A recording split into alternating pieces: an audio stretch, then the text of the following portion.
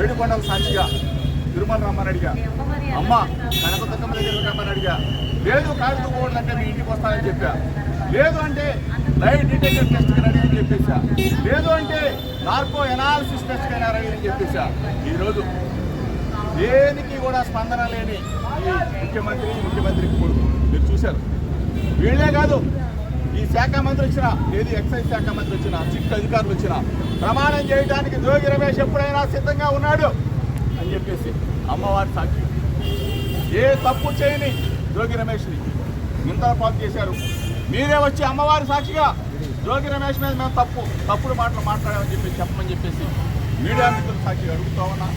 నేను అమ్మవారి ఎదుట ప్రమాణం చేసి మీడియా మిత్రుల సాక్షిగా రాష్ట్ర ప్రజలందరికీ కూడా నేను జోగి రమేష్ నిబద్ధత, విలువలు, విశ్వసనీయత, నా హృదయాన్ని గాయపరిచిన వ్యక్తులని అమ్మవారు వారికి మొట్టికాయలు వేసి వారికి ఇటువంటి తప్పుడు ప్రచారాలు చేయొద్దని చెప్పేసి మీడియా మిత్రుల ద్వారా విజ్ఞప్తి చేస్తూ మీ అందరూ కూడా నా భావాన్ని, నా హృదయాన్ని ఒక్కసారి రాష్ట్ర ప్రజలకి తెలియజెప్పాలని చెప్పేసి ఈ ప్రభుత్వాన్ని పాలించే ముఖ్యమంత్రి చంద్రబాబు, ముఖ్యమంత్రి తనయుడు లోకేష్